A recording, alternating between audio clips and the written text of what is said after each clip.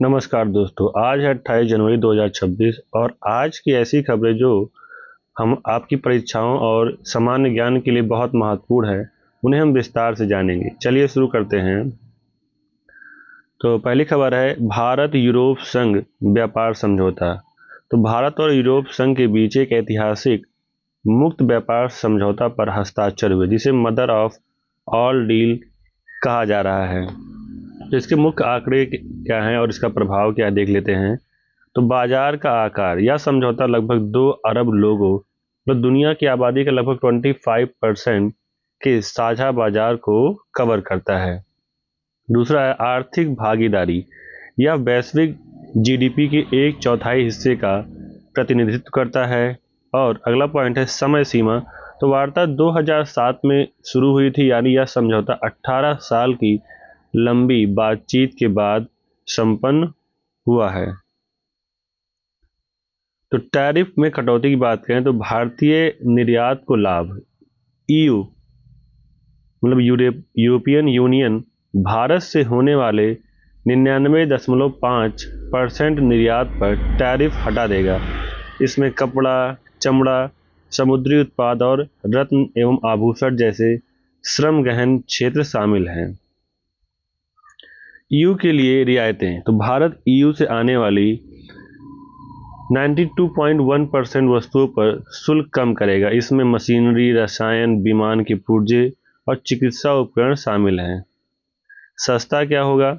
यूरोपीय लग्जरी कारें, BMW, Audi जैसी कारें हो गई, और वाइन पर 150% से घटाकर 20% तक शुल्क भारत में सस्ती होने की उम्मीद है।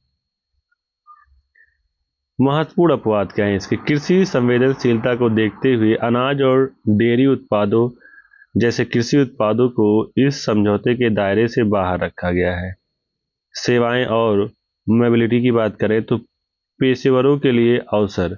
भारतीय आईटी प्रोफेशनल्स, छात्रों और स्वास्थ्य सेवा क्षेत्र के लिए ईयू के 37 उप क्षेत्रों में काम करने और रुकने के नियमों को आसान बनाया गया है। अगर छात्रों के लिए देखा जाए तो भारतीय छात्र को ईयू देशों में 9 महीने का पोस्ट स्टडी वीज़ा सुनिश्चित किया गया है। इसके अगर हम लोग रणनीतिक महत्व देखें तो चीन पर निर्भरता को कम करना। यह समझौता ईयू और भारत दोनों के लिए चीन पर आर्थिक निर्भरता कम करने का एक बड़ा जरिया है। ग्रीन हाइड्रोजन, इसके साथ ही भारत और ईयू ने ग्रीन हाइड्रोजन टास्क फोर्स और रक्षा सुरक्षा साझेदारी पर भी हस्ताक्षर किए हैं। तो अगर हम लोग देख लेते हैं क्या महत्वपूर्ण तिथियां हैं, तो वार्ता संपन्न हुई थी 27 जनवरी 2026 को। कानूनी समीक्षा होगी इसकी अगले 5 से 6 महीने में, और लागू होने की संभावना है 2026 के अंत तक या फिर 2027 के शुरुआत में। आधार कार्ड अपडेट। तो UIDAI ने घोषणा की है कि 28 जनवरी से आधार धारक अपने मोबाइल नंबर को स्मार्टफोन के माध्यम से कहीं भी और कभी भी अपडेट कर सकेंगे। दूसरा, विंग्स इंडिया 2026। तो एशिया का सबसे बड़ा नागरिक उड्डयन कार्यक्रम हैदराबाद के बेगमपेट हवाई अड्डे पर शुरू हुआ। अगर कार्यक्रम के विवरण की बात करें तो आयोजन की तारीख थी 28 से 31 जनवरी 2026।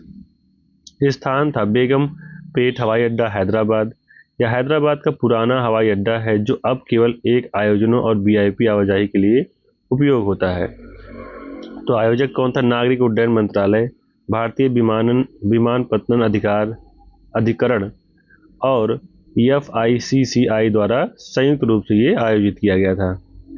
मुख्य थीम की बात करें तो थीम थी इसकी भारतीय विमानन, भविष्य को संवारना, डिजाइन के परियोजन, विनिर्माण से रखरखाव, समावेशिता से नवाचार और सुरक्षा से स्थिरता तक। मतलब Indian aviation paving the future from design to development, manufacturing to maintenance, inclusivity to innovation and safety to sustainability.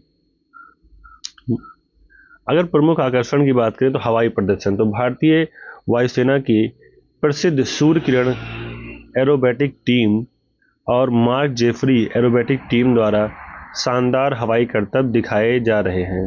विमानों की प्रदर्शनी की बात करें तो यहाँ 30 से अधिक विमानों को स्टैटिक प्रदर्शन किया जा रहा है, जिसमें रूस के सुकोई सुपरजेट 100 और इल्यूजन IL 114 to 300 पहली बार रूस के बाहर दिखाए जा रहे हैं।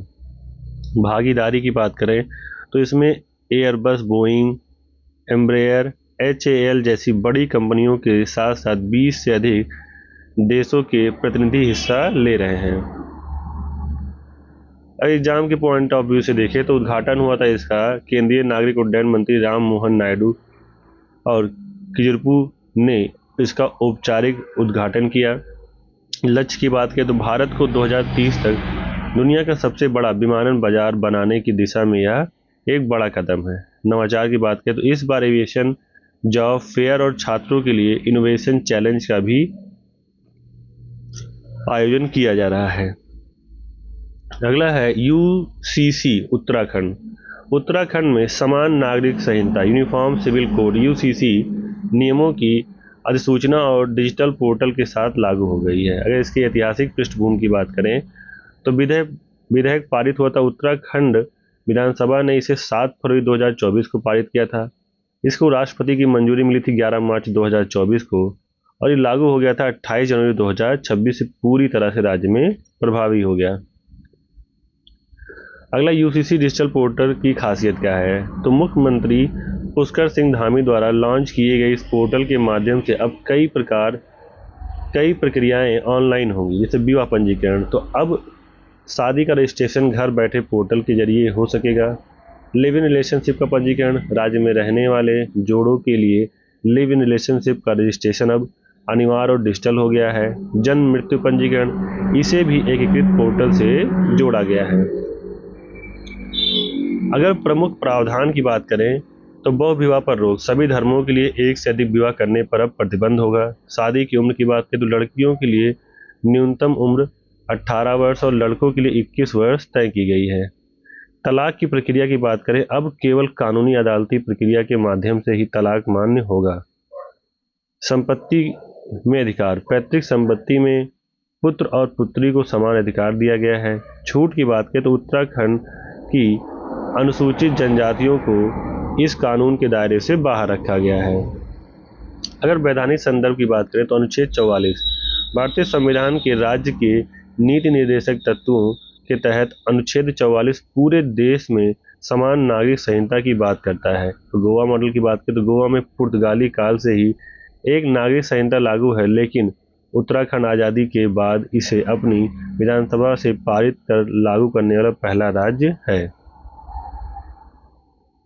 सुरक्षा और विज्ञान से जो खबरें उनको देख लेते हैं तो इसमें पहली खबर है अशोक चक्र 2026। तो ग्रुप कैप्टन शुभांशु शुक्ला को उनके अंतर्राष्ट्रीय अंतरिक्ष स्टेशन मिशन के लिए अशोक चक्र से सम्मानित किया गया। रक्षा अनुबंध की बात करें तो DRDO ने स्वदेशी प्रणाली जैसे ATAGS और नाग मिसाइलों के लिए 26,000 करोड़ के रक्षा समझौतों पर हस्ताक्षर किए। ATAGS का पूर्ण रूप क्या है तो advance towed artillery gun system है।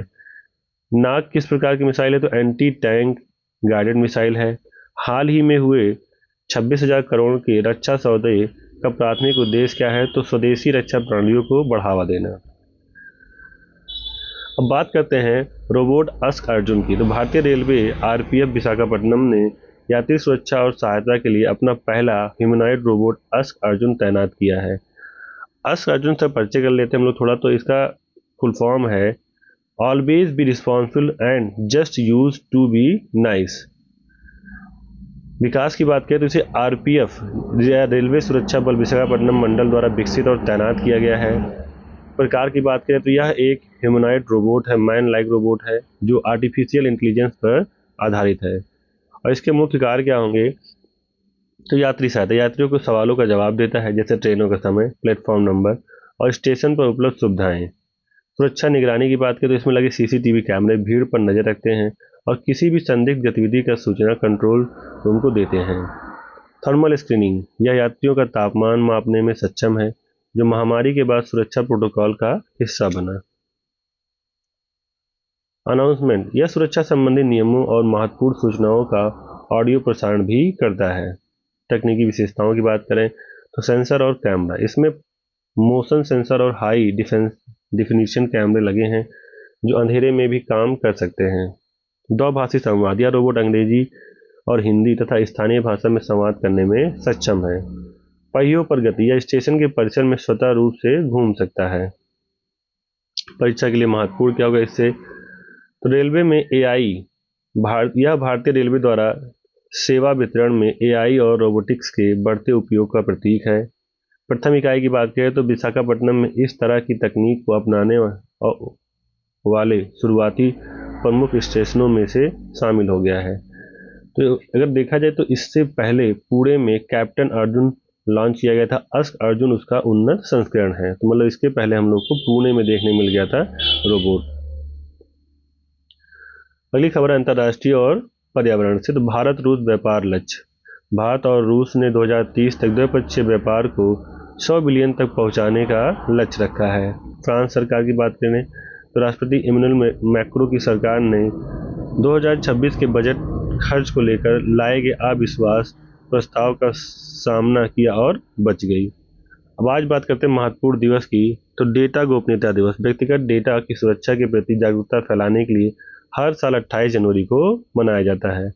लाला लाजपत राय जयंती, आज पंजाब केसरी के नाम से मशहूर महान स्वतंत्रता सेनानी लाला लाजपत राय की जन्म जयंती है।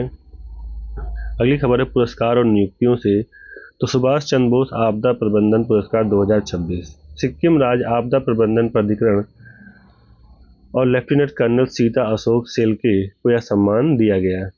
ओलंपिक परिषद, तो शेख जुआन बिन हमद अल थानी को एशिया ओलंपिक परिषद का नया अध्यक्ष चुना गया है। अब बात कर लेते हैं इन सब पर आधारित एमसीक्यू प्रश्नों की।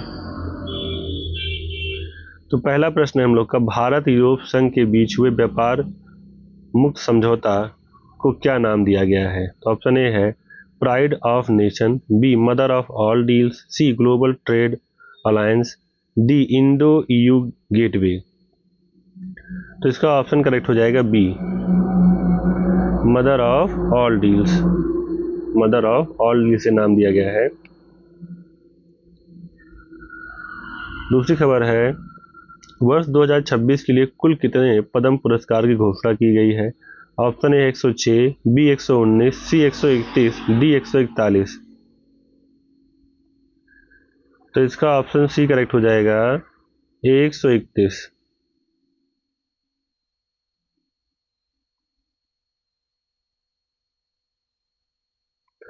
अगला है, किस पूर्व मुख्यमंत्री को मरणोपरांत पद्म विभूषण 2026 से सम्मानित किया गया है? ऑप्शन ए है प्रकाश सिंह बादल, बी वी.एस. अच्युतानंदन, सी मुलायम सिंह यादव, डी कल्याण सिंह।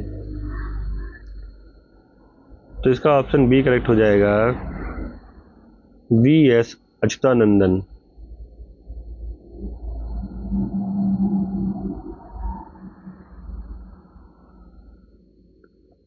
अगला है, एशिया का सबसे बड़ा नागरिक उड्डयन कार्यक्रम विंग्स इंडिया 2026 कहाँ आयोजित हो रहा है? ऑप्शन ए बेंगलुरु, बी नई दिल्ली, सी हैदराबाद, डी गांधीनगर। तो इसका ऑप्शन सी करेक्ट हो जाएगा हैदराबाद।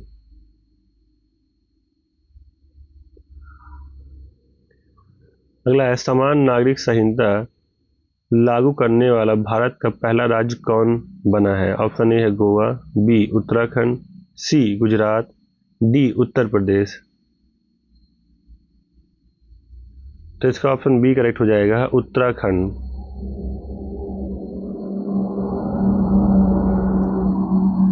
अगला, डीआरडीओ द्वारा विकसित ATAGS क्या है? ऑप्शन ए लड़ाकू विमान, बी आर्टिलरी गन सिस्टम, सी पनडुब्बी, डी रडार प्रणाली। तो इसका ऑप्शन बी करेक्ट हो जाएगा आर्टिलरी गन सिस्टम।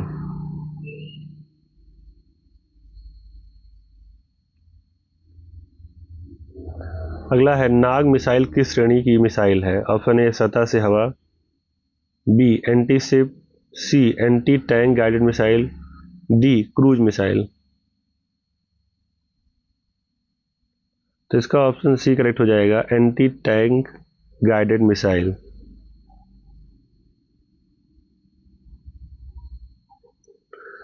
अगला है अस्क अर्जुन रोबोट को किस रेलवे स्टेशन पर तैनात किया गया है? तो ऑप्शन है विशाखापट्टनम, बी पुणे, सी हजरत निजामुद्दीन, डी चेन्नई सेंट्रल।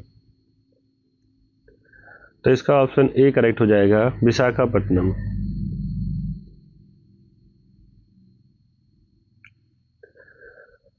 अगला अशोक चक्र 2026 से किसे सम्मानित किया गया है? ऑप्शन ए है major Shubham Chaudhary, B group captain Shubhanshu Shukla, C captain Shiva Chauhan, D Abhinandan Varthaman. तो इसका ऑप्शन बी करेक्ट हो जाएगा, ग्रुप कैप्टन शुभांशु शुक्ला।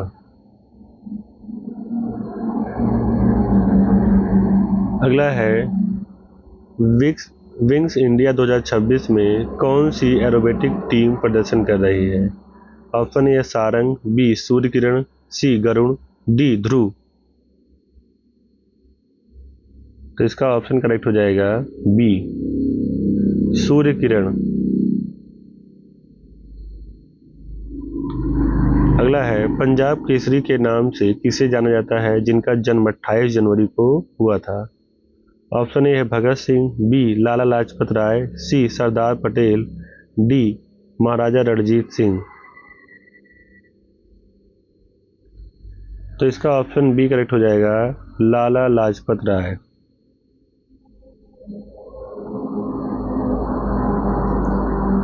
अगला है भारत के सर्वोच्च न्यायालय ने अपना कार्य दिवस किस वर्ष शुरू किया? ऑप्शन ए है 1947, बी 1950, सी 1952, डी 1949। तो इसका बी ऑप्शन करेक्ट हो जाएगा 1950।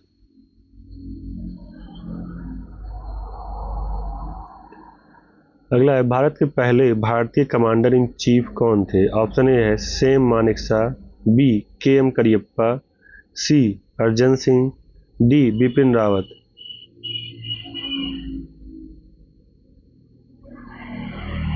तो इसका ऑप्शन बी करेक्ट हो जाएगा, के एम करियप्पा।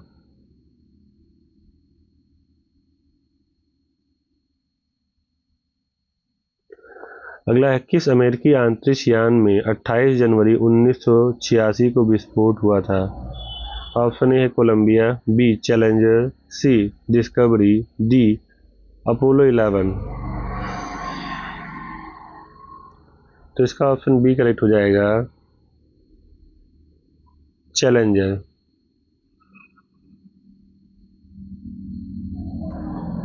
अगला है 28 जनवरी को दुनिया भर में किस दिवस के रूप में मनाया जाता है? ऑप्शन ए है विश्व हिंदी दिवस, बी डेटा गोपनीयता दिवस, सी राष्ट्रीय मतदाता दिवस, डी थल सेना दिवस।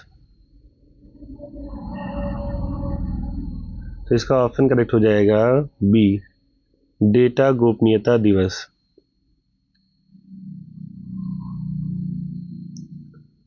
अगला है भारतीय क्रिकेटर रोहित शर्मा को किस नागरिक सम्मान के लिए चुना गया है? ऑप्शन ए है पद्म विभूषण, बी पद्म भूषण, सी पद्मश्री, डी भारत रत्न। तो इसका ऑप्शन करेक्ट हो जाएगा पद्मश्री।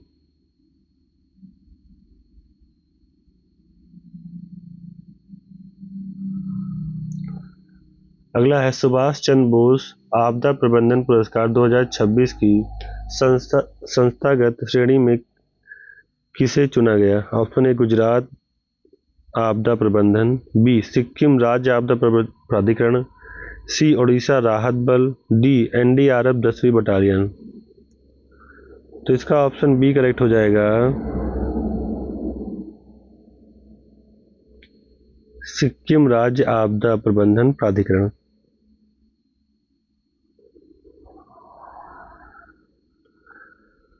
अगला है एशिया ओलंपिक परिषद का नया अध्यक्ष किसे चुना गया है? तो इसका ऑप्शन हो जाए शेख जुआन बिन अहमद अल थानी। और अगला भी देख लेते हैं। तो उत्तराखंड यूसीसी के तहत लड़कियों के विवाह की न्यूनतम आयु क्या रखी गई है? तो इसका ऑप्शन हो जाएगा 18 वर्ष और पुरुषों के लिए रखी गई 21 वर्ष। ठीक है। और अगली भी खबर देख लेते हैं। भारत यूरोप संघ समझौते के तहत किस उत्पाद पर आयात शुल्क 150% से घटाकर 20% किया गया है? तो इन ऑप्शन में से हो जाएगा वाइन। ठीक है। तो ये थी आज की प्रमुख खबरें। अगर आपको ये जानकारी पसंद आई हो तो वीडियो को लाइक करें और डेली करंट अफेयर्स के लिए हमारे चैनल को सब्सक्राइब करें। कल फिर मिलेंगे। धन्यवाद।